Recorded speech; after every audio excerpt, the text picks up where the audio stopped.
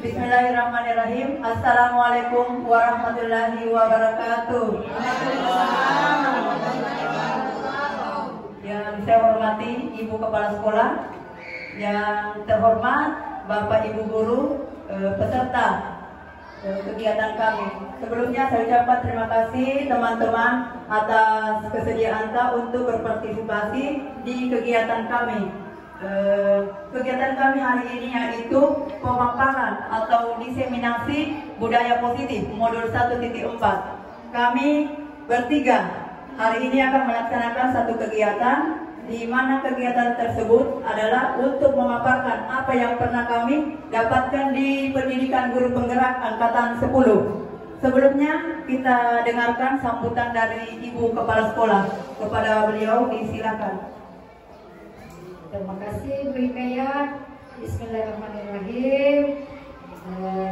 Yang saya hormati Bapak dan Ibu Guru, Assalamualaikum warahmatullahi wabarakatuh. Waalaikumsalam warahmatullahi wabarakatuh. Ya, jadi kembali lagi kita mengucapkan puji dan syukur kehadiran Allah Tuhan Yang Maha Esa, karena dengan berkat dan doa sehingga pada hari ini kita semua dalam keadaan sehat walafiat. Salawat dan tasbih juga selalu tercurah kepada bimbingan kita Nabiullah Nabi Muhammad SAW. Baik Bapak dan Ibu Guru SD Prestela dan Merpati, bahwa kegiatan hari ini adalah kegiatan berbagi praktik baik oleh salah seorang calon guru penggerak angkatan 10 di pendidikan guru penggerak. Tentunya ini merupakan hal yang sangat luar biasa, bagaimana mereka mengimplementasikan ilmu yang mereka peroleh pada pendidikan guru penggerak. Dan saya sebagai kepala sekolah berharap bahwa apa yang disampaikan sebentar, materi apa yang disajikan, tentunya ini bisa bermanfaat khususnya untuk diri kita pribadi, apalagi untuk anak-anak murid kita. Dan untuk mempersingkat waktu, karena masih ada beberapa sebentar yang akan menyampaikan materi, untuk itu saya persilahkan kepada Ibu Hikayat Isma untuk mempresentasikan materinya. Sekian dan terima kasih. Assalamualaikum warahmatullahi wabarakatuh. Assalamualaikum warahmatullahi wabarakatuh. Terima kasih teman-teman sejawat masih bertahan untuk mendengarkan paparan atau diseminasi dari kami. Saya bercerita dulu sedikit tentang kegiatan yang akan kami laksanakan, sampai di 1 jam ke depan. Perkenalkan, nama saya Hikayat Isma SPD, CGP angkatan 10, asal sekolah SD Impres Teladan Merpati, Kabupaten Bantai. Nah, teman-teman sekalian, berikut ini pemaparan diseminasi dari kami terkait dengan materi modul 1.4 budaya positif. Sebelumnya itu saya mau bertanya, atau seperti apa itu budaya positif? Terkait dengan budaya positif, teman-teman, saya akan tampilkan. Iya, ini ada materi yang akan kita bahas. Yang pertama, paradigma belajar. Yang kedua, disiplin positif. Yang ketiga, motivasi perilaku manusia. Yang keempat, ada kebutuhan dasar. Dan yang kelima, posisi kontrol. Dan yang keenam, keyakinan kelas. Dan yang terakhir, ada segitiga restitusi.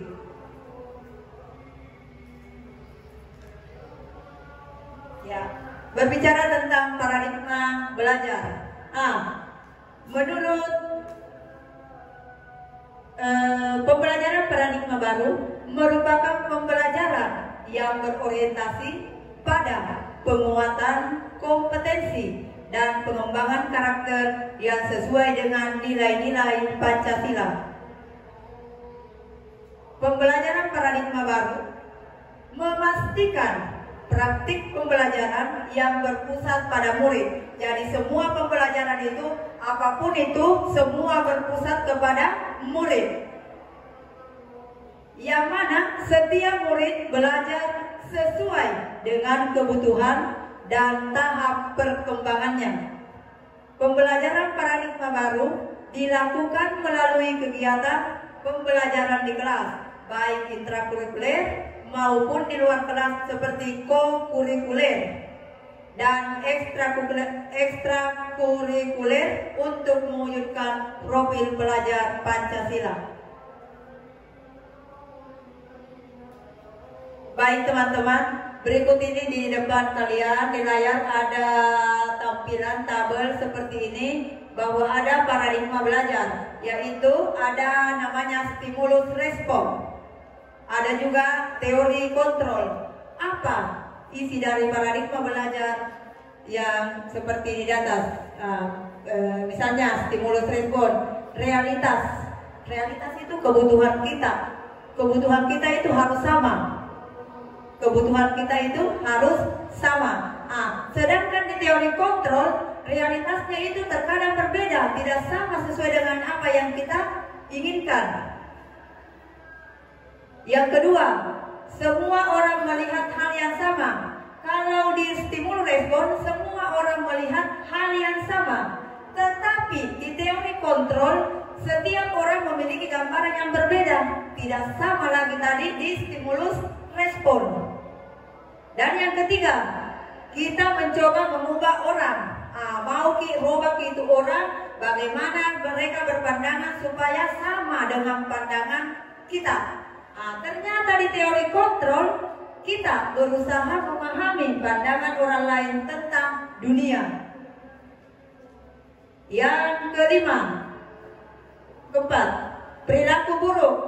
Perilaku buruk dilihat sebagai suatu kesalahan. Jadi itu kalau segala sesuatunya yang buruk, kira itu salah dibuat. Ternyata di teori kontrol, semua perilaku ada semua tujuannya, memiliki tujuan. Selanjutnya, ada orang lain bisa mengontrol saya. Padahal sebenarnya itu siapa yang kontrol diri tadi sendiri. Ada di teori kontrol, hanya Anda yang bisa mengontrol diri Anda. Kita tidak bisa dikontrol dengan orang lain. Misalnya ada siswa, kita ingin berpusat kepada siswa. Ada siswa, kita merasa kita merasa kasihan sama siswa itu. Dia ngotot ini dan itu. Ternyata dia berusaha untuk meyakinkan ke kita bahwa ini tapi kita tetap pada pendirian kita. Jadi itulah bahwa segala kembali ke diri kita. Itu yang dimaksud. Yang keberapa ini? Saya bisa mengontrol orang lain. Saya bisa mengontrol orang lain. Tetapi di teori kontrol, saya tidak bisa mengontrol orang lain. Saya bisa kontrol orang bisa mengontrol, tetapi saya tidak bisa mengontrol orang lain. Itu. Yang terakhir, pemaksaan ada pada saat bujukan gagal. Di teori kontrolnya yaitu kolaborasi dan konsensus menciptakan pilihan-pilihan baru. Jadi banyak pilihan-pilihan baru yang mesti kita kolaborasikan. Misalnya, kita ambil contoh, kita selaku ini pendidik, bahwa penting itu namanya kerjasama, penting namanya kolaborasi. Bagaimana caranya berkolaborasi? Seperti ada tugas, ada kegiatan. Saya mengambil contoh teman-teman, seperti yang saya laksanakan hari ini, pemaparan diseminasi budaya positif. Saya tidak mungkin berjalan sendiri tanpa bantuan teman, tanpa berkolaborasi. Maka saya berkolaborasi. Saya melakukan kolaborasi dengan teman-teman saya, teman-teman rekan sejawat saya. Saya kumpulkan untuk mendengarkan praktik baik yang akan saya sampaikan. Itu pentingnya sebuah kolaborasi. Dan yang terakhir, model berpikir menang atau kalah. Di benaknya selalu berpikiran, jangan-jangan saya menang, jangan-jangan saya salah, seperti itu. Tetapi di teori kontrol selalu pemikirannya itu model berpikir menang, menang, menang, seperti itu. Lanjut. Di monitor kembali kita lihat miskonsepsi tentang teori kontrol. Bapak Ibu sekalian, berikut ini di layar ada ilusi guru mengontrol murid. Bagaimana itu asumsinya? Ilusinya guru mengontrol murid. Pada kenyataannya siapa yang kontrol itu murid? Ada juga ilusi bahwa semua penguatan positif efektif dan bermanfaat. Selanjutnya, ilusi bahwa kritik dan membuat rasa bersalah mampu menguatkan karakter. Seperti tadi yang yang kita ketahui bahwa tidak semua kita mau menjudge bahwa ini salah. Seperti itu, kita membuat kesalahan. Misalnya saya kasih contoh, ada yang terlambat datang ke sekolah, kita menjudge anak tersebut, kita marah di depan anak tersebut, seolah bahwa kita ada memiliki rasa takut kita ditegur sama pimpinan karena anak kita berulah, anak kita terlambat hadir ke sekolah. Ini yang dimaksud. Selanjutnya ada ilusi bahwa orang dewasa berhak memaksa. Tidak serta-merta kita selaku pengajar, kita selaku pendidik tidak boleh memaksakan bahwa kita harus memaksakan, kita mesti mengatur anak itu. Kita tidak boleh. Kapasitas kita itu sebagai pengajar yaitu menuntun. Coba perhatikan teman-teman, berikut ini ada semacam Anda dan teman Anda akan melakukan kegiatan. Coba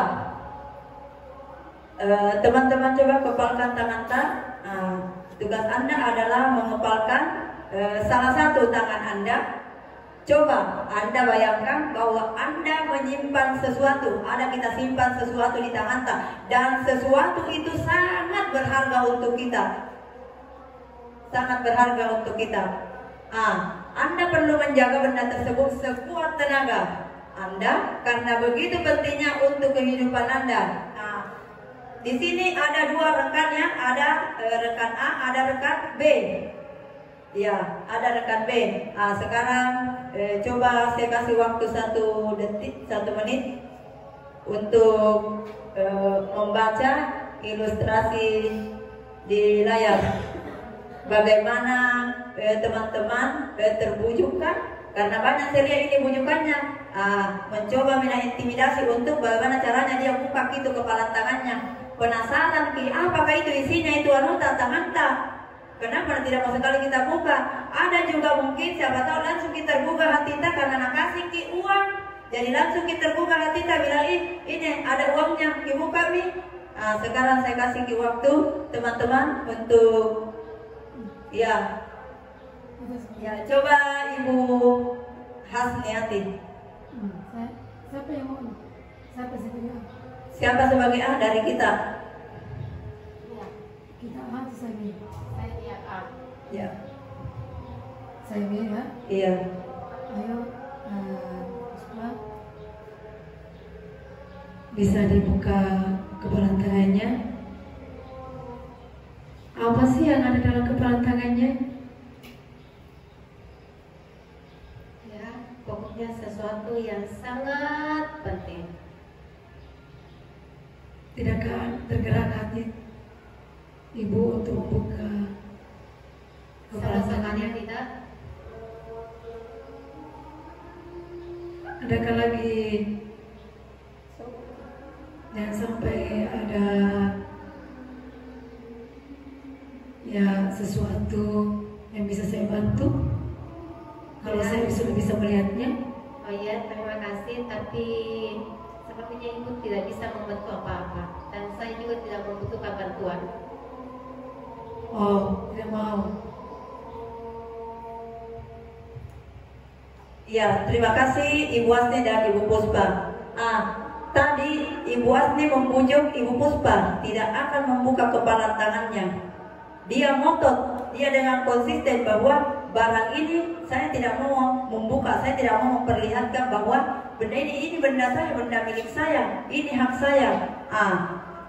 Saya juga jadi penasaran. Memangnya apa benda tak itu Ibu Puspa? Benda apa memang itu Puspa di tangan tak? Iya, jadi benda ini bagi saya itu adalah sesuatu yang sangat berharga, sesuatu yang sangat penting untuk saya, sehingga segala bujukan hadiah itu tidak kalah penting dari ini. Jadi semua bujukan dan tawaran itu tidak mempan untuk membuat saya untuk membuka kepala tangan saya, genggaman tangan saya. Jadi ya. Iya, terima kasih Ibu Puspa. Artinya apapun itu adalah pilihan. Itulah makna dari mengontrol diri. Jadi kita sendiri yang kontrol, kita sendiri yang kendalikan diri kita. Kita punya hak. Ini barangku. Saya sendiri punya hak. Saya tidak punya waktu untuk disogok. Saya tidak bisa digoda. Saya tidak bisa apapun bentuknya seperti itu menawari Anda uang ataukah bersedia membuka kepala membuka kepala tangannya. Ya, tidak bisa diintimidasi. Terima kasih untuk Ibu Puspa. Tepuk tangan dulu untuk kita bersama.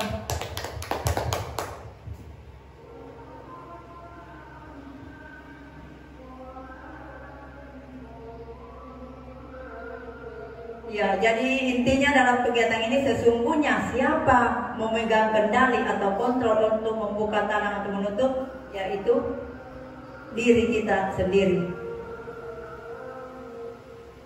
Sekarang kita berlanjut ke disiplin positif. Apa itu disiplin positif? Kembali disiplin positif. Kita lihat video berikut ini. Disiplin positif adalah pendekatan mendidik anak untuk melakukan kontrol diri dan pembentukan kepercayaan diri. Menurut Ki Hajar Dewantara menyatakan bahwa untuk mencapai kemerdekaan atau dalam konteks pendidikan, kita saat ini untuk menciptakan murid yang merdeka, syarat utamanya adalah harus disiplin dan kuat. Disiplin yang dimaksud adalah disiplin diri yang memiliki motivasi internal. Kalau bukan dari diri kita sendiri, bagaimana kita bisa menerapkan ke siswa kita, ke murid kita itu tentang arti dari disiplin. Jadi kita memulai dari diri kita sendiri. Bagaimana ada di sini indikator yang mesti kita perhatikan. Yang pertama, kepatuhan. Bagaimana kita patuh. Yang kedua, taat. Bagaimana ketaatan tak. Yang ketiga, bagaimana kita mengikuti aturan yang ada. Yang keempat, ada namanya ketidaknyamanan. Dan yang terakhir, hukuman. Jadi yang terakhir itu adalah hukuman.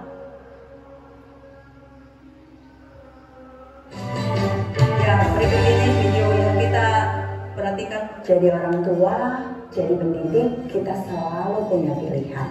Apakah Anda ingin anak yang punya kepatuhan atau punya kesadaran? Apakah Anda ingin mengontrol anak atau memberdayakan anak? Kalau tujuannya kesadaran, kalau tujuannya anak yang berdaya, maka disiplin positif caranya. Apa yang membedakannya? Anak-anak yang ditumbuhkan dengan disiplin positif akan jadi anak-anak yang mandiri, anak-anak yang punya motivasi dari dalam dirinya melakukan sesuatu bukan karena ada sogokan atau ada hukuman dari polisi atau siapapun yang menjaganya, tapi melakukan sesuatu karena dia tahu apa tujuannya. Anak-anak dengan disiplin positif adalah anak-anak yang ditumbuhkan dengan motivasi internal, bukan anak-anak yang dihukum atau disogok dengan motivasi eksternal. Anak-anak dengan disiplin positif adalah anak-anak yang merapikan mainan karena tahu bahwa dia harus menjaga mainannya, karena tahu kalau hilang maka dia adalah pihak yang paling dirugikan saat susah mencari pasangannya, karena tahu kamarnya jadi jauh lebih rapi dan enak untuk dijelajahi sesudah dia merapikannya. Bukan anak-anak yang merapikan mainan karena dapat janji untuk dikasih hadiah oleh orang tuanya. Bukan anak-anak yang merapikan mainan karena ingin dapat pujian dari neneknya atau orang-orang yang berkunjung ke rumahnya. Semua riset tentang psikologi, tentang pendidikan, tentang individu-individu yang sukses dalam hidupnya sudah membedakan bahwa motivasi dari dalam diri, motivasi internal adalah motivasi yang akan efektif dalam jangka panjang. Itulah yang membuat kita kemudian punya tujuan-tujuan yang besar dalam hidup ini. Dan ini bekal yang berguna bukan hanya untuk anak mandiri untuk dirinya, tetapi untuk anak yang punya profesi dan bisa berkontribusi untuk dunianya. Jadi pilihan Anda, pilih disiplin positif atau pilih untuk menggunakan teknik-teknik disiplin yang negatif yang sudah terbukti dalam puluhan tahun ini sebetulnya tidak mencapai tujuan sebagai orang tua.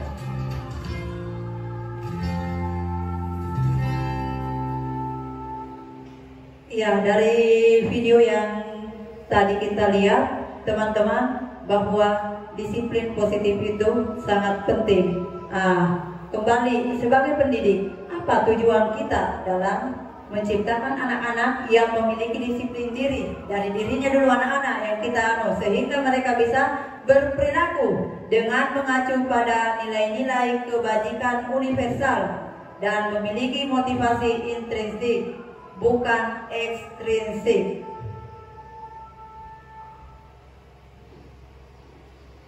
Ya, lanjut. Berikut teman-teman ada beberapa foto yang contoh budaya positif di sekolah saya di SD Prestra dan Merpati. Ini adalah pembiasaan. Kami laksanakan kegiatan sholat duha di setiap hari Jumat. Ini kontinu setiap Jumat kita adakan sholat duha. Tujuannya yaitu untuk menanamkan karakter ke anak bahwa sholat adalah tiang agama. Itu tujuan. Inilah yang semua kegiatan-kegiatan akhirnya membudaya di sekolah kita. Yang kedua, ada kegiatan kami seperti salam sapa. Bagaimana kita menyapa siswa didik kami di pagi hari, bagaimana kita saling menyapa dengan guru. Ini salah satu budaya positif di sekolah kami. Yang selanjutnya ada kegiatan apel pagi. Kegiatan apel pagi ini tujuannya untuk menanamkan kedisiplinan ke anak-anak. Bagaimana dia hadir tepat waktu. Misalnya apel pagi dilaksanakan tepat di pukul 7. Bagaimana anak-anak itu supaya dia mendisiplinkan dirinya hadir lebih awal di sekolah untuk melaksanakan suatu kegiatan apel pagi. Jadi ini kegiatan ini secara kontinu yang artinya sudah membudaya di sekolah kami. Ada juga kegiatan setiap hari Jumat, yaitu mengaji, bantai mengaji, program yang diprogramkan oleh Bapak Bupati Ilham Asikin. Ya, seperti itu, mengaji di hari Jumat. Selanjutnya ada kegiatan yang itu adalah identitas dari Sulawesi Selatan, yaitu seperti Mapatabe. Ya, tabe, ketika kita berjumpa atau berjalan atau apapun dengan orang yang merasa dituakan atau jauh lah, misalnya kalau di lingkungan sekolah guru, itu anak-anak berusaha itu ketika dia berjalan menunduk sedikit sambil tangannya di arah sini untuk mapatabe alias tabe. Dalam bahasa Indonesia mungkin dia katakan permisi. Selanjutnya di setiap kegiatan kami setelah itu mengadakan sholat duha. anak-anak, bagaimana kita bentuk anak-anak itu memiliki karakter bahwa dia tetap dengan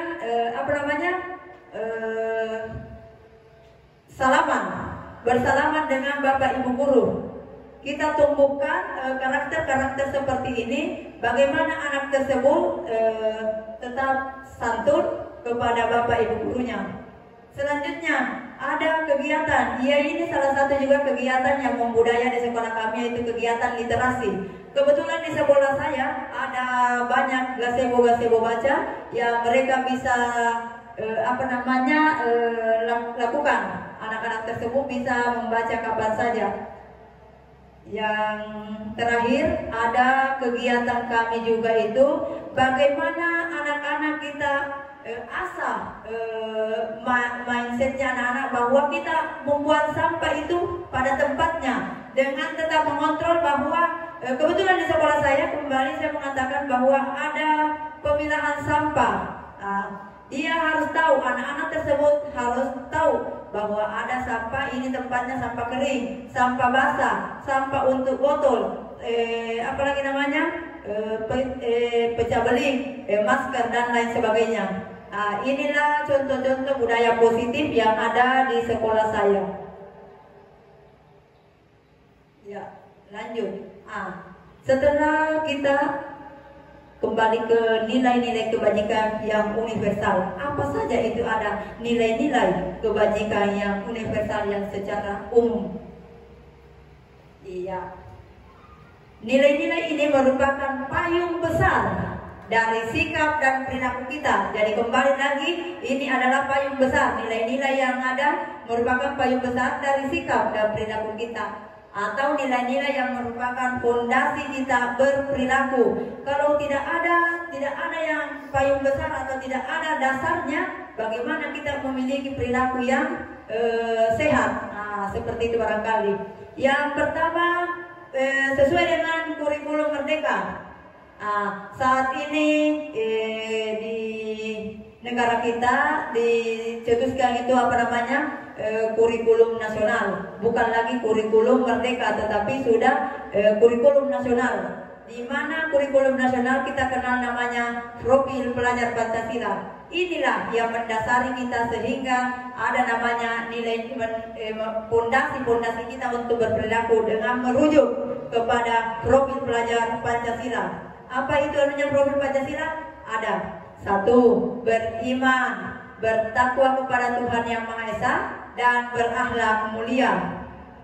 Yang kedua, ada namanya mandiri. Bagaimana anak-anak kita latih untuk belajar mandiri. Yang ketiga, bernalar kritis. Bagaimana peserta didik kita canangkan untuk bagaimana dia dengan imajinasinya, dengan tingkat pendidikannya yang bernalar kritis. Selanjutnya, ada berkebinekaan global. Yang keenam, bergotong royong. Bagaimana anak-anak itu bergotong royong, mampu bergotong royong dengan temannya, mampu bergotong royong untuk pembersihan, contohnya membersihkan lingkungan, merapikan kelas dan lain sebagainya. Bagaimana yang terakhir, kreatif. Bagaimana anak-anak dituntut untuk belajar berinovasi, berkreatif. Di samping itu masih ada dasar atau fondasi yang masuk di nilai-nilai kebajikan, seperti di IBO Primary Years Program atau PYP. Apa sikap muridnya? Yang pertama ada namanya toleransi. Bagaimana kita bertoleransi sesama. Rasa hormat. Ada namanya integritas, mandiri. Ada juga menghargai atau antusias. Bagaimana kita berantusias.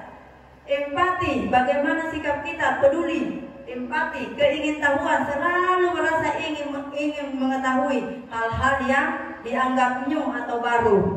Ada namanya kreativitas, bagaimana anak-anak kita dibimbing untuk bagaimana punya kreativitas sendiri, bagaimana dia berketerampilan, bagaimana dia bekerja sama.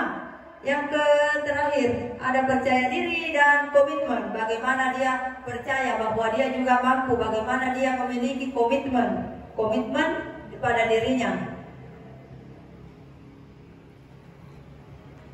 ada teori motivasi. Berdasarkan Diane Gossen dalam bukunya Restructuring School Discipline, ada 3 motivasi perilaku manusia. Ketika kita tidak memiliki motivasi itu, bagaimana kita bisa melanjutkan hidup? Itu mungkin yang ada tertanam di kepala saya juga memiliki motivasi, teman-teman. Apa motivasiku? Saya bercerita dulu sedikit. Kenapa saya bisa berdiri di sini menjadi saya juga di sini sekarang berbagi praktik dengan teman-teman. Saya tidak serta-merta mampu berdiri di sini menjadi calon guru penggerak yang sekarang ini jadi PGP. Pendidik sekarang memasuki pendidikan guru penggerak. Tidak seindah yang saya bayangkan bahwa saya juga bisa lulus di CGP. Itulah motivasi, karena adanya motivasi dalam diri saya sehingga saya mampu berdiri di sini dan sudah menjalankan pendidikan saya kurang lebih 4 bulan. Ya, kurang lebih 4 bulan. Apa motivasi saya sehingga saya ingin menjadi pembelajaran. Saya ingin menjadi guru yang profesional. Saya ingin tahu rasa penasaran saya apa itu guru penggerak. Itulah yang memotivasi saya sehingga saya juga ingin bergerak dan menggerakkan para praktisi-praktisi hebat. Yang pertama, untuk menghindari ketidaknyamanan atau hukuman. Bagaimana caranya itu untuk menghindari ketidaknyamanan atau hukuman? Sekarang itu kibuang jauh-jauh itu. Sedikit-sedikit ternampak ke anak murid kihantam dengan hukuman. Itu terkadang anak-anak ketika kita kasih hukuman biasanya ada perasaan di dalam dirinya itu sakit hati atau dendam dia bisa ke guru pun masih begitu. Saya yakin gitu ada seperti itu. Yang kedua, untuk mendapatkan imbalan atau penghargaan dari orang lain. Sama yang tadi dilakukan Ibu Puspa sama Ibu Hasniati. Dia berusaha Ibu Puspa ngotot tidak akan melepas kepala tangannya karena ada barang berharga, ada barang penting di dalam genggamannya, dan itu adalah haknya Ibu Puspa. Itu adalah barangnya, dan dia tidak mau memberikan. Biarpun dia diberikan imbalan, Ibu Puspa saya kasih ke jabatan, dia ngotot dia tidak akan, karena itu adalah komitmen. Dia sudah berkomitmen bahwa itu adalah, dan dia punya hak kontrol pada dirinya. Dia memiliki itu kontrol. Dia sendiri yang punya hak. Selanjutnya, untuk menjadi orang yang mereka inginkan dan menghargai diri sendiri dengan nilai-nilai yang mereka percaya. Jadi bahwa dia sendiri yang dia merasa bahwa menghargai itu diri sendiri dengan nilai-nilai yang mereka dia percayakan. Selanjutnya, ada 5 kebutuhan dasar. Semua manusia pasti punya rasa apa itu, ada semua kebutuhannya, ada semua keinginannya. Seperti lapar kalau tidak pergi di kita sendiri bawa diri kita untuk mengambil nasi, bagaimana itu? Sama juga kalau misalnya anak-anak mau tidak mungkin itu dia kalau bukan gurunya yang tuntun, bukan gurunya yang motivasi sama ini. Ada 5 kebutuhan dasar. Yang pertama, bagaimana kebutuhan bertahan hidup. Contohnya itu tadi saya bilang, kalau lapar kita tidak makan, bagaimana kita bisa bertahan hidup. Seperti itu mungkin itu contohnya. Ada juga namanya kasih sayang dan rasa diterima. Ini perannya guru kepada siswa. Bagaimana kita menuntun, bagaimana kita menjadi memberikan kasih sayang kepada siswa kita. Penguasaan, bagaimana terkadang di sekolah kita, teman-teman, Di sekolah kita ada itu biasa murid yang dia sendiri yang berkuasa di situ di sekolah itu. Di sekolah itu dia yang berkuasa di situ, seakan dia yang jago. Seperti begini barangkali. Yang selanjutnya ada kebebasan. Mau-maunya dia, mau-maunya ini si siswa. Ada terkadang, saya mau dulu Kak di sini deh paling depan. Di sini maka enak kalau saya mengerjakan sesuatu. Seperti ini. Ada namanya kesenangan. Di mana hatinya merasa senang, di situ dia merasa bahwa di sini kau mau karena di sini enjoy hatiku. Seperti itu. Inilah 5 kebutuhan dasar Bapak Ibu. Ya, selanjutnya ada di sini Ibu identitas gagal dan ada identitas berhasil atau sukses di sini di poin pertama ada hukuman. Dan yang kedua ada sanksi atau konsekuensi. Dan yang ketiga ada restitusi. Di hukuman kita lihat, perhatikan di hukuman, sesuatu yang menyakitkan harus terjadi. Biasanya itu pastinya itu anak-anak kalau terlambat tidak ditanya-tanya apa masalahnya, langsung saja kita kasih hukuman. Itulah yang biasa terkadang menyakitkan konsekuensinya apa? Sesuatu yang harus terjadi dan harus memang karena itu konsekuensinya. Karena mungkin sudah konsekuensinya bahwa tadi dia terlambat. Apa restitusinya? Restitusinya itu dari kita. Restitusi itu merupakan pilihan. Selanjutnya, tidak nyaman untuk murid atau anak untuk jangka waktu panjang. Konsekuensinya adalah tidak nyaman untuk murid atau anak untuk jangka waktu pendek. Itu perbedaannya. Kalau di restitusi menguatkan untuk murid atau anak dalam jangka waktu panjang.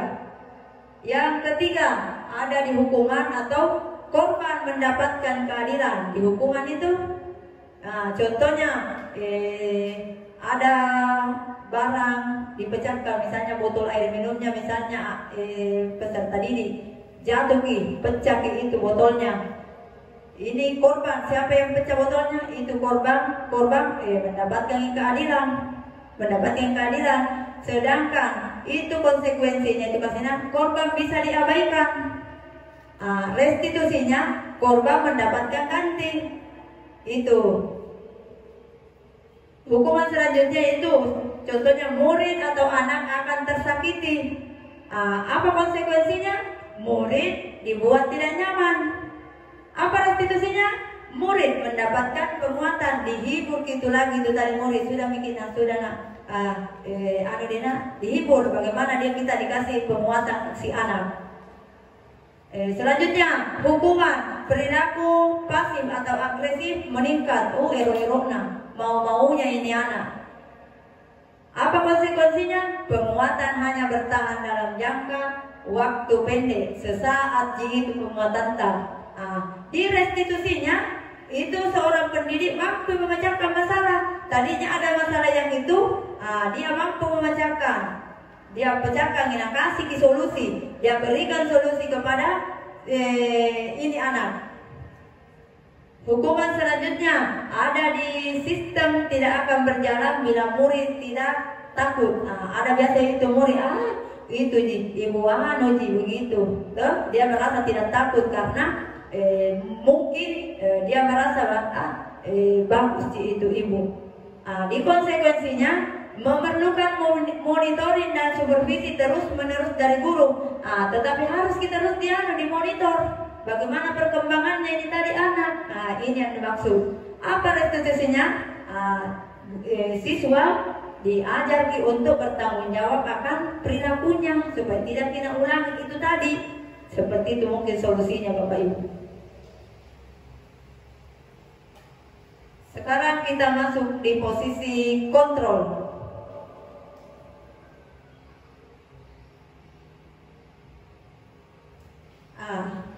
Coba Ibu kita perhatikan di depan. Guru seperti apakah saya selama ini? Bagaimana? guru seperti apakah saya selama ini? Apa yang ada di pikiran tak? Apa yang ada di benak tak? Apakah saya sudah menjadi guru yang bagaimana? Berikut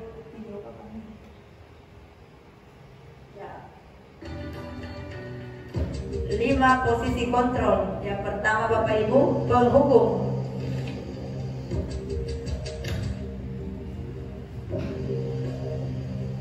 Naren, sini kamu. Selamat pagi, Bu. Selalu terlambat. Kamu deh, pasti terlambat. Maaf, Bu. Saya Apa coba? Alasan kamu apa lagi? Kapan sih kamu tidak terlambat? Malas sekali ya kamu jadi anak. Saya Dasar pemalas. Gak kapok-kapok sih kamu. Sudah berapa kali terlambat? Sana, kamu keliling lapangan basket 2 kali. Kenapa saya harus keliling lapangan basket, Bu? Kenapa? Kamu melawan ibu. Berani-beraninya jawab. Sudah terlambat, masih berani jawab pula. Sekarang, keliling lapangan basket 5 kali sekalian. Biar kapok. Cepat. Itu di atas posisi kontrol penghukum. Apa yang bisa Bapak Ibu simak dari video tersebut? Ada yang bisa menyampaikan maknanya atau apa yang bisa Ibu petik dari makna penghukum berdasarkan dengan video?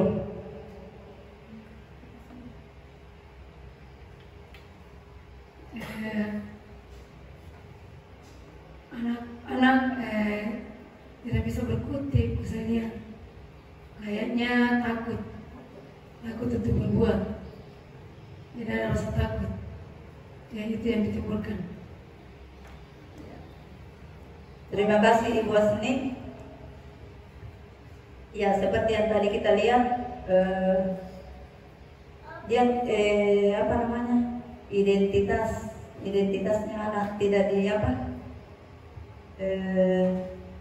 inilah model penghukum. Gurunya betul-betul marah karena sinaren lagi ya, terlambat ke sekolah. Lanjut.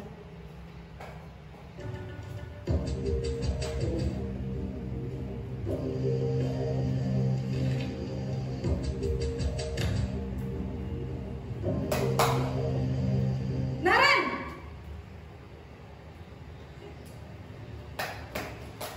Selamat pagi, Bu. Naren, kamu kenapa terlambat lagi, nak? Ya Tuhan, Naren, kamu senang ya bikin ibu susah ya?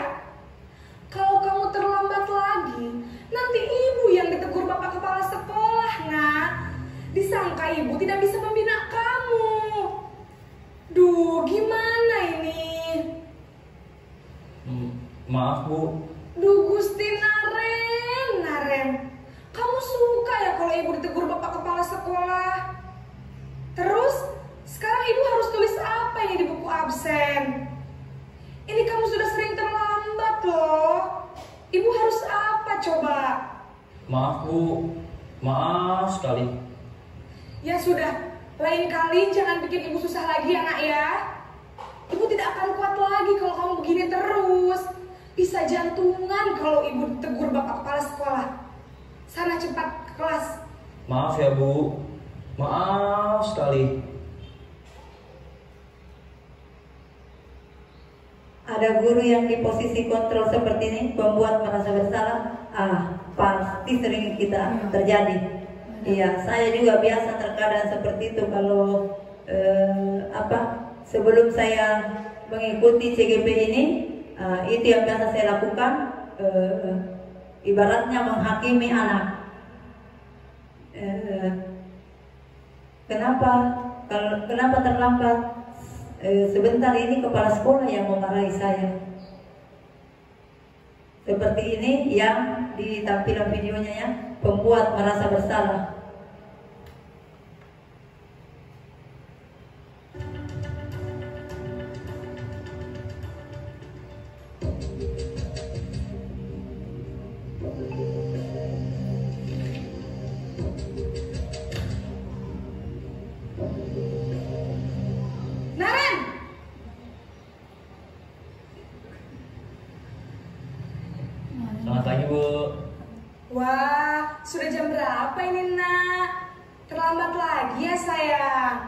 Iya Bu, habis ibu saya lupa bangunkan saya Bu. Kamu malah menyalahkan ibu kamu. Kamu bukannya anak yang larinya paling kencang. Kok terlambat sih? Iya Bu, saya memang terlambat bangun tadi. Jadi biarpun saya lari kencang, tetap gak kekejar Bu. Ya sudah sana, nanti lain kali larinya lebih kencang lagi ya, biar gak terlambat lagi. Bikin seneng ibu, demi ibu, bisa kan? Bisa lah Bu. Ya sudah sana masuk kelas, ibu beresin urusan absen kamu. Posisi kontrol teman. Ini sekarang mulai lunak ibu gurunya. Tidak marah-marah lagi. Karena dia sudah memposisikan dirinya bahwa dia adalah teman. Seperti itu barangkali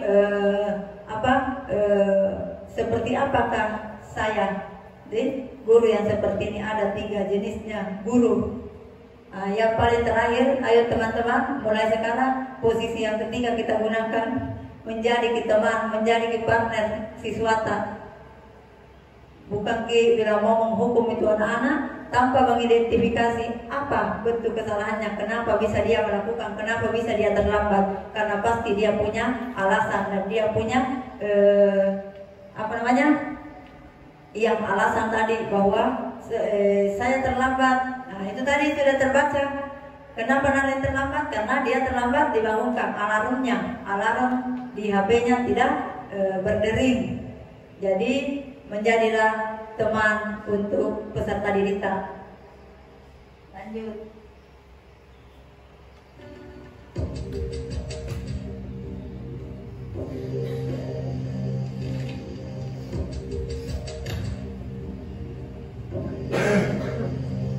Naren!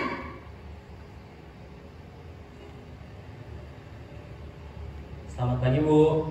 Naren, apa peraturan sekolah kita tentang jam berapa kita harus masuk sekolah, nak?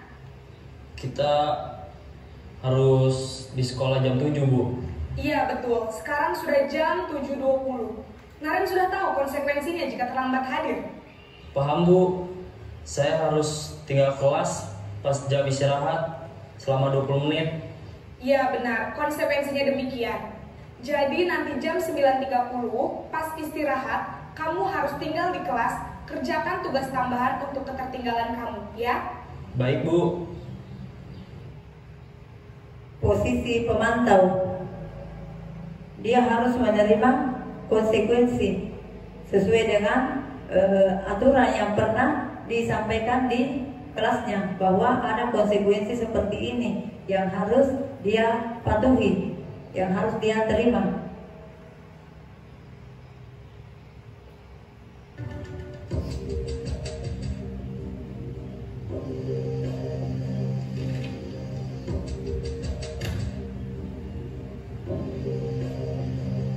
Naren!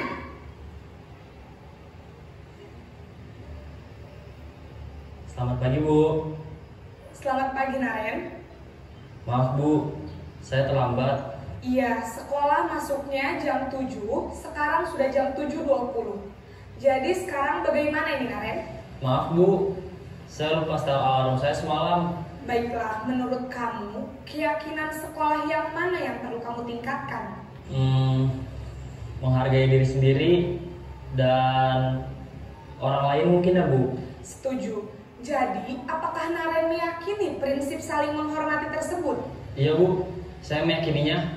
Apakah Naren bersedia memperbaiki masalah keterlambatan ini? Bersedia Bu. Bagaimana kamu akan perbaiki masalah keterlambatan ini? Saya akan coba untuk tidak lupa menyetel alarm saya Bu. Baik, kalau Naren lupa menyetel alarm di rumah, ada orang yang kira-kira bisa bantu mengingatkan tidak? Ada Bu, kakak saya, Kak Emma. Ada lagi selain Kak Emma? Selain Kak Emma, ada ibu saya. Baik, jadi yang mengingatkan Naren adalah Kak Emma dan ibu kamu ya? Kira-kira akan mulai setel alarm kapan nih Naren? Setelah pulang sekolah, akan segera saya lakukan. Baik, Jadi Naren akan setel alarm untuk bangun besok pagi dan akan diingatkan oleh kakak dan ibunda Naren ya. Ada lagi yang mungkin perlu dilakukan Naren agar tidak terlambat bangun lagi? Tidak ada, Bu. Baik Naren, terima kasih untuk kerjasama kamu. Sekarang kamu Ya, untuk di posisi control manager, seorang guru itu harus punya keseimbangan, menjadi panutan atau menjadi teladan, memberi penguatan kepada murid. Seperti ini. Mari teman-teman, mulai sekarang kita menjadi manajer untuk peserta didik kita. Ingin menjadi guru seperti apakah saya? Mau jadi guru seperti apa? Berikut ini kita lihat. Sejauh mana pemahaman saya? Saya kasih waktu teman-teman untuk menulis di kertas posit berdasarkan tadi yang 5 posisi kontrol dengan menuliskan di kertas posita ini. Mau di posisi kontrol yang mana, seperti apa? Maksudnya yang jujur Ki. Apakah kita pernah di posisi ini atau di mana? Maukah saya di penghukum oleh penghukum saya deh? Padahal tidak boleh nih. Ternyata selama ini penghukum tidak boleh. Tidak boleh Pak Masuk. Iya, saya juga baru ini terbuka mataku setelah saya mengikuti ini pendidikan guru penggerak, bahwa ternyata guru itu harus jadi manajernya anak-anak. Karena itu yang Iya, harus jadi memberi penguatan. Iya. Yang jelasnya pastinya manajer lah. Iya. Karena tadi gambarannya apa namanya? Yang paling mantap saya rasa dari hasil video tadi itu kan manajer, dia Manajer, iya. memberi masukan, memberi solusi, menemukan solusinya itu dari dalam dirinya sendiri peserta didik. Di posisi teman juga sudah mulai daun, sudah mulai kulin daun anunya. Iya, hanya kan perilakunya bu gurunya. Iya, hanya kan ceritanya di posisi teman tadi bisa saja terlalu dekat sampai dia lupa dan ini terlalu dekat juga tidak bagus ceritanya. Temanku dia akhirnya itu sebentar dia bilang ibu guruan uji sepertinya bisa kapan diatur. Seperti itu yang menjadi teman.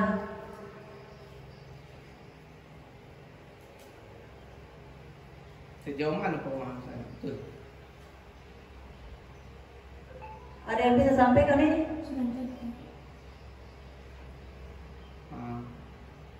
Sekarang kita mulai dulu bermain, tebak-tebak imajinasi.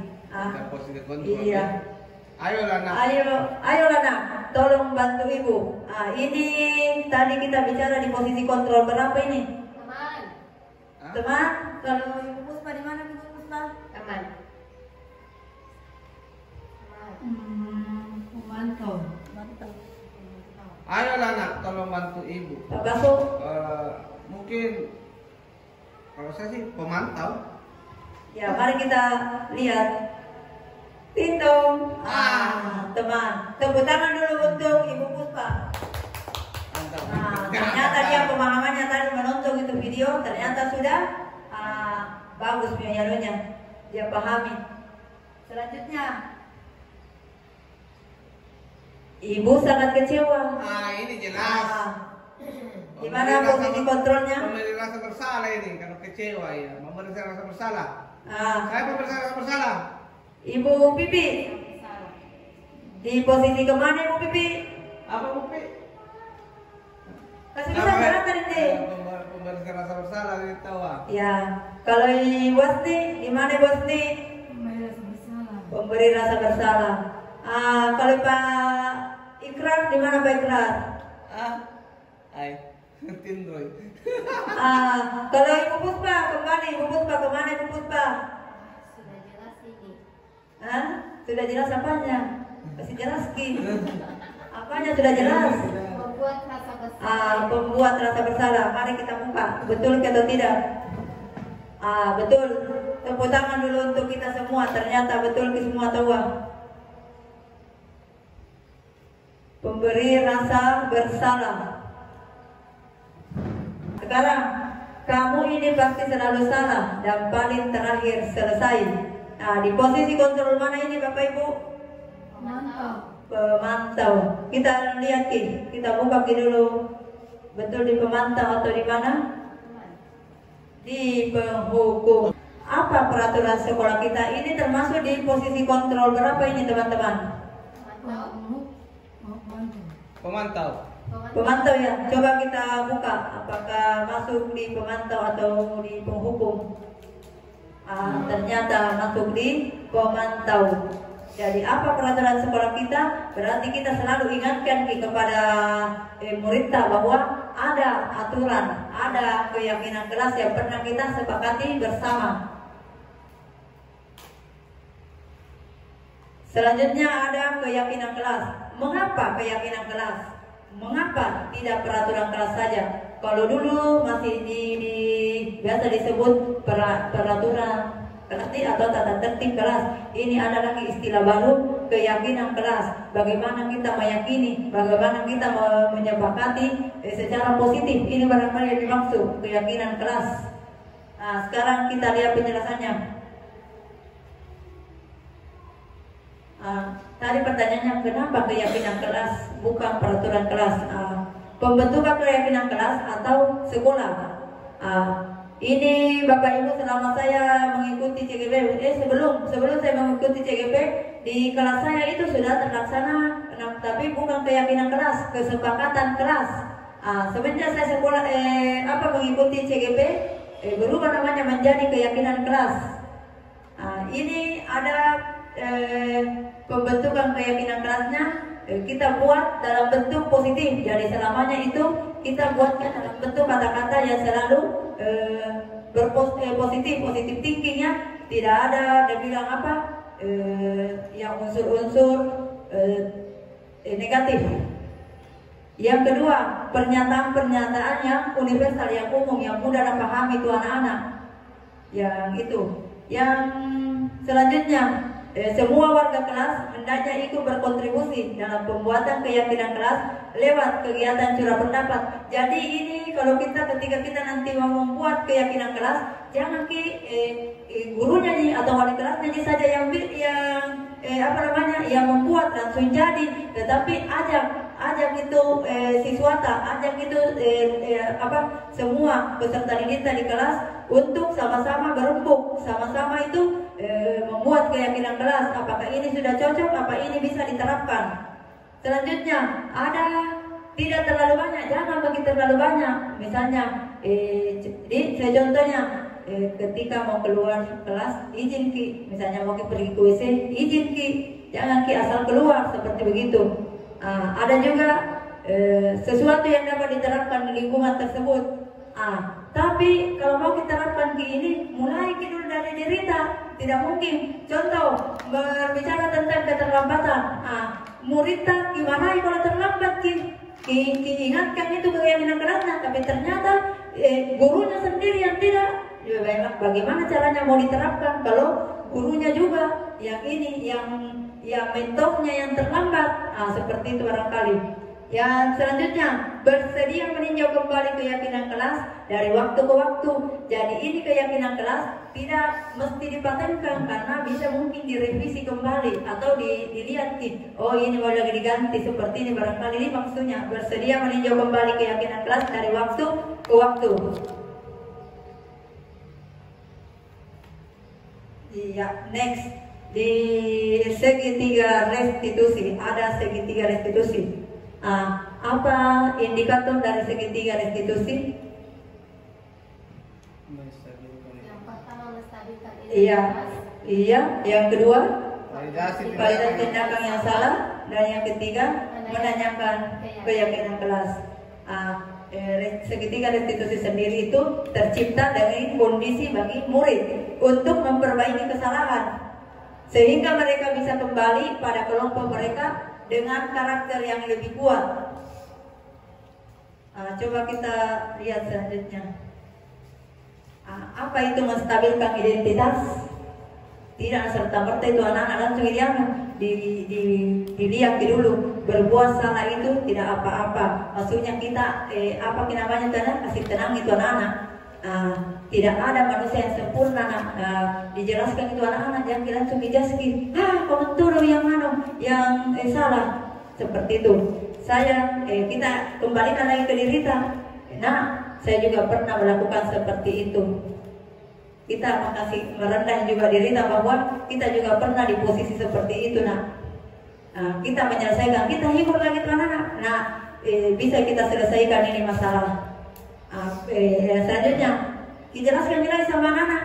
Bapak ibu di sekolah ini tidak tertarik mencari siapa yang salah. Biasanya misalnya ada dua versi, ada yang salah, itu terus yang dikasih salah. Seperti ini. Tapi Bapak ingin mencari solusi dari permasalahan ini, tapi dicarikan ke solusi. Yang selanjutnya dihibur lagi itu anak-anak. Kamu berhak merasa begitu. Apakah kamu sedang menjadi teman yang baik buat dirimu sendiri? Dikembalikan ke anak-anak. Ada validasi tindakan salah, divalidasi lagi itu tadi tidak serta-merta anak-anak itu mau disalahkan, divalidasi lagi kembali. Ini kamu pasti punya alasan mengapa melakukan hal itu. Tidak mungkin orang melakukan misalnya robek bukunya itu orang, tidak mungkin, pasti tadi mungkin teman A melakukan juga. Kamu pasti punya alasan mengapa lakukan hal itu. Kamu patut bangga pada dirimu sendiri. Mungkin itu tadi robek bukunya, tapi tidak sampai tidak nakasari anaknya orang. Karena itu kamu patut bangga pada dirimu sendiri karena kamu telah melindungi sesuatu yang penting buatmu. Yang ketiga, kamu boleh mempertahankan sikap, tapi kamu harus menambahkan sikap yang baru. Padahal kamu bisa melakukan yang lebih buruk dari ini bisa saja itu anak-anak melakukan yang lebih parah. Mungkin itu tadi dirobek di bukunya, tetapi mungkin ini si A bisa melakukan yang lebih parah lagi, tetapi itu dia tidak lakukan. Seperti ini, divalidasi tindakan yang salah. Selanjutnya menanyakan keyakinan. Ditanyakan gitu kan tadi sudah kita buat keyakinan keras. Ingatkan kembali itu apa komitmen awal tadi. Ada komitmen awal yang tadi kita buat. Apakah kamu masih ingat dengan keyakinan keras? Apa saja yang telah kita sepakati? Diingatkan itu sama anak-anak. Iya Bu, saya ingat ada begini-begini. Diingatkan lagi apa nilai-nilai umum yang telah kita sepakati. Diingatkan kembali apa yang tadi kita yang kemarin-kemarin kita buat itu di keyakinan keras. Apa bayangan kita tentang keras yang ideal? Dianukan kembali menguatkan, memberikan lagi penguatan ke anak-anak untuk mengingat bagaimana ini kelas kita yang ideal seperti apa. Selanjutnya, kamu mau jadi orang yang seperti apa? Disampaikan lagi tuh anak-anak, apa sih? Mau jadi apa? Mau seperti apa ini? Kamu? Demikianlah pemaparan dari kami di modul 1.4 terkait dengan budaya positif. Semoga apa yang kami sampaikan bisa kita aplikasikan ke kelas masing-masing teman-teman. Seperti ini pembelajaran yang saya terima di pembelajaran di PGP terkait dengan budaya positif. Wabillahi taufiq wal hidayah. Wassalamualaikum warahmatullahi wabarakatuh. Waalaikumsalam warahmatullahi wabarakatuh.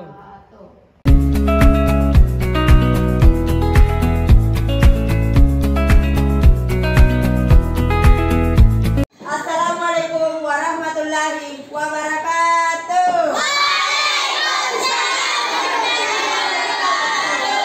Apa kabar hari ini anak-anak? Baik. Iya. Hari ini kita akan membuat keyakinan kelas. Apa itu keyakinan kelas? Kalau dulu ini bicara dulu nih. Kalau dulu yang dikenal itu ada namanya peraturan di dalam kelas. Seperti apa itu peraturan kelas yang kalian tahu? Seperti apa? Tidak boleh. Tidak boleh. Itu keyakinan kelas, beda-beda tipis dengan aturan kelas. Tetapi semenjak Ibu Hikayat bergabung di Guru Penggerak, Ibu Hikayat sudah tahu bahwa seperti ini keyakinan kelas, ini kesepakatan kelas, ini aturan kelas. Keyakinan kelas itu apa yang kalian yakini, seperti apa yang akan kalian sepakati. Nah, untuk lebih lanjut, mari kita membuat contoh keyakinan kelas di dalam kelas. Anak-anak, mari kita lagi seperti apa yang telah kalian. Oke, so.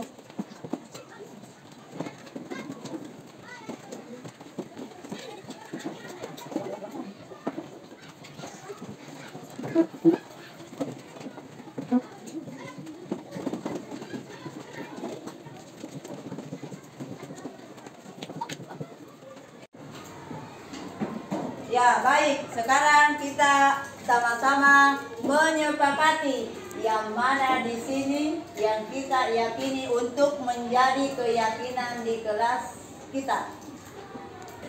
Belajar santai tapi serius. Oke. Mendengarkan dengan penuh perhatian. Oke. Jangan bangun terlambat. Ini salah ya. Keyakinan kelas itu kita harus membuat dalam bentuk kata-kata positif. Ini artinya tidak kata jangan. Tidak digunakan itu kata jangan. Jadi ini kita tidak sepakat ya. Tidak. Berarti ini tidak. Menjaga kebersihan. Iya. Bertanggung jawab. Ya. Jangan bermain di sini. Salah. Salah ya? Salah.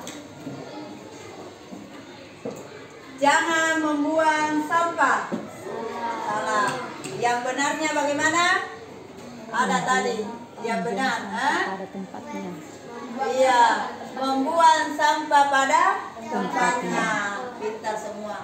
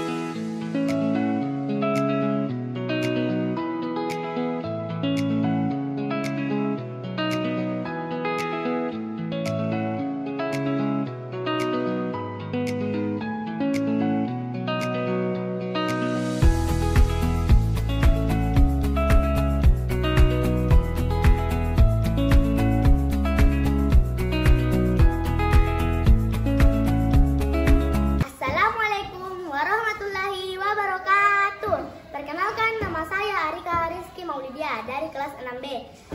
Saya sangat senang sekali hari ini bersama Ibu Hikayat membuat keyakinan kelas. Keyakinan kelas memang penting karena membuat kita lebih baik lagi dan selalu melakukan hal positif. Terima kasih. Assalamualaikum warahmatullahi wabarakatuh. Assalamualaikum warahmatullahi wabarakatuh. Perkenalkan, nama saya Rosti Nengesni Paladin Purba dari kelas 6B. Saya sangat senang dan bersemangat dengan kegiatan membuat keyakinan kelas bersama Ibu Hikayat. Keyakinan kelas sangat penting karena untuk menumbuhkan rasa tanggung jawab sebagai murid. Terima kasih. Assalamualaikum warahmatullahi wabarakatuh. Assalamualaikum warahmatullahi wabarakatuh. Perkenalkan, nama saya Anggi Purnama Putri dari kelas 6B. Saya sangat senang sekali karena saya dapat membuat keyakinan kelas. Menurut saya, keyakinan kelas sangat penting karena membuat kita lebih menghargai orang lain. Terima kasih. Assalamualaikum warahmatullahi wabarakatuh.